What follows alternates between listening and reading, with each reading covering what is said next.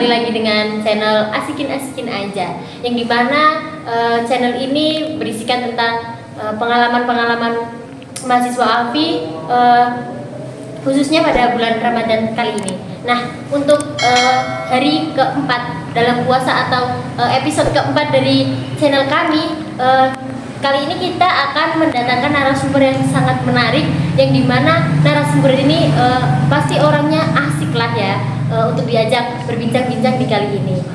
Nah, kita panggil aja langsung, silakan Mbak Gemoy. Mbak Gemoy.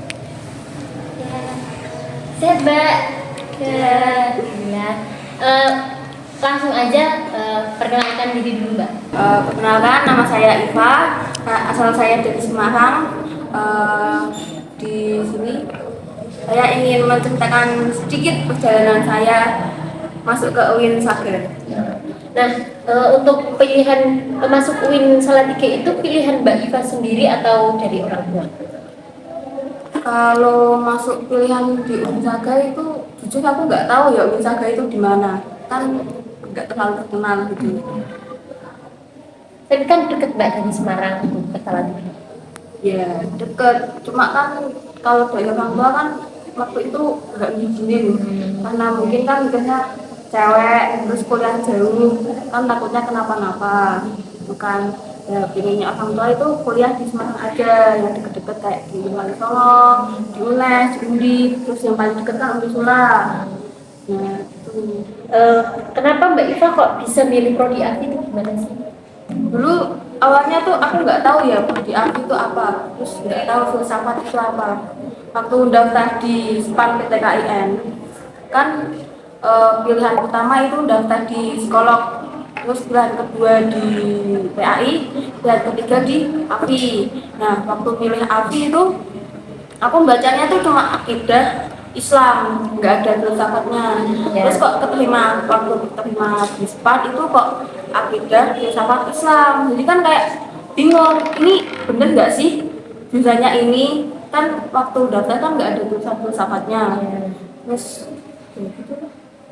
Dan akhirnya tetap dijalani ya Mbak, walaupun nggak tahu filsafat itu apa, agar lebih mendalami lagi lah ya sekarang. Nah, untuk puasa nih, ini kan udah masuk hari keempat nih Mbak Iva, apa udah bolong atau alhamdulillah full semua ini? Alhamdulillah full. Nah, sekarang Mbak Iva itu tinggal di mana sih Mbak selama di Salatiga? Aku sekarang tinggal di pondok. Di mana itu Mbak? Di Polutan. Oh, di Pulutan. Nah, selama di pondok berarti ini puasa banyak kegiatan dong Mbak ya? Ya full. Bisa ceritain nggak ini kayak ngaji-ngaji pasaran gitu selama di pondok untuk bulan puasa sendiri? Kalau di pondok aku ya, kan pondoknya itu kan lebih ke pondok anak kuliah. Jadi kan kegiatannya enggak seketat kayak pondok-pondok anak sekolah gitu kan. Ya.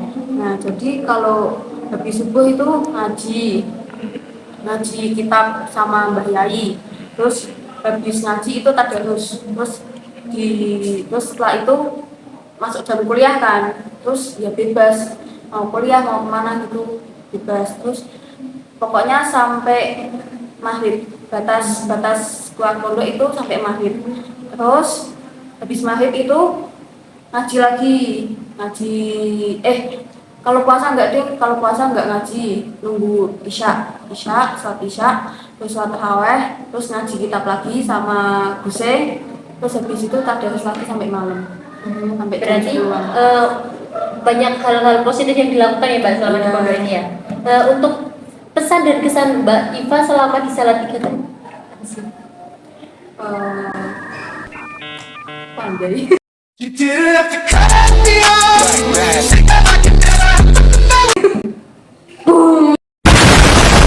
Beneran lagi. Mungkin waktu awal-awal kesini agak culture shock ya, kan karena di Semarang sama Salatiga kan beda banget ya. Lebih culture shocknya ke jalannya sih. Jalannya kenapa Mbak? Mulus. Oh, jalannya mulus. Emang Semarang nggak mulus ya Mbak? Kalau untuk cuaca nih gimana? cuacanya. Semarang panas Jangan banget tanya. ya. Oh, panas Untuk teman-teman yang di Semarang pasti tahu lah gimana rasanya di Semarang, kan katanya kota yang paling panas itu gimana. Ya, di Semarang kan mataharinya ada 5. Oh, ada 5. Terus di sini pertama di sini itu masuk angin atau gimana enggak, Mbak? Itu pertama kali ke Salatiga masuk angin seminggu. Itu Karena perbedaan itu apa? Cuaca. Cuaca. Nah, itu. kita lanjut ke bahasan nih Mbak ya. Untuk selama bulan Ramadan ini kan pasti kita melakukan hal-hal yang seperti zikir lah, tadarus lah. Nah, untuk pengalaman spiritualnya Mbak Iva sendiri yang dirasakan dalam kehidupan sehari-hari, apa lebih adem, apa lebih gimana? Yang jelas kalau orang Islam baca Quran kan adem ya ademnya. Kalau untuk kayak Mbak Iva tuh kayak pernah lagi patah hati atau apa, terus pelariannya Mbak Iva tuh kemana sih dalam segi di religiusnya gitu loh?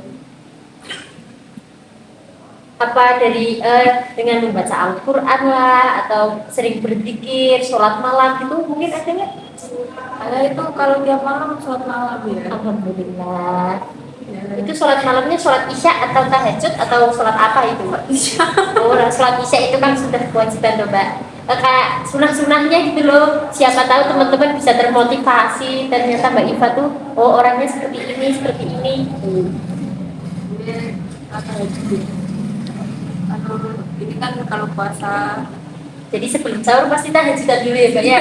Nah, itu ya juga positif vibes loh Mbak. Jadi kayak mungkin ada perbedaan dari kehidupannya Mbak Iva sebelum puasa hingga puasa saat ini. Harapan Mbak Iva untuk selama bulan puasa ini tuh apa sih kayak?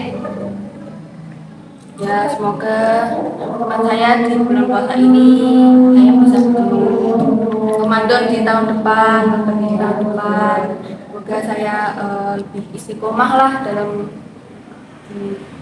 menjalankan ibadah. Oh lah. Terus untuk nih kan tadi udah menyinggung Afi nih ya Mbak. Boleh nggak sih Mbak dijelasin kayak Afi itu apa sedikit aja sepengetahuannya Mbak Iva gitu. Apa pengalaman melanjutkan pembahasan yang tadi nih Mbak menyinggung tentang Afi. Nah, kayak perbedaannya Mbak Iva sebelum belajar filsafat sama sesudahnya itu gimana? Kayak misal kayak di kehidupan sehari-hari mungkin lebih tahu tentang apa, atau lebih bisa mengerti seseorang atau gimana gitu. Setelah saya belajar filsafat itu pikiran saya agak terbuka ya, kayak lebih tahu menambah wawasan sedikit kan karena di jurusan aku kan banyak membaca, banyak literasi ya. Jadi kayak ya menambah wawasan itulah. Itu berdampak baik nggak buat Mbak Iva? Terus untuk statement yang kayak orang-orang menganggap kalau anak Afi itu ateis lah atau nggak pernah sholat atau gimana, itu Mbak Iva tuh perasaan Mbak Iva misal ditanyain gitu gimana? Ya itu terserah mereka ya, karena kan ya itu kan tergantung pemikiran mereka ya, pendapat tentang mungkin mereka tuh belum begitu memahami konsep ketuhanan itu seperti apa, dan juga belum mendalami agama Islam itu seperti apa. Berarti kayak mereka itu kayak untuk tentang akidahnya itu masih kurang ya Mbak, untuk yang orang-orang mengatakan hal-hal seperti itu. Nah, ada pesan nggak sih untuk orang-orang yang hanya bisa mengejudge kita seperti itu kan? Mungkin banyak ngaji ya. Budaya ngaji.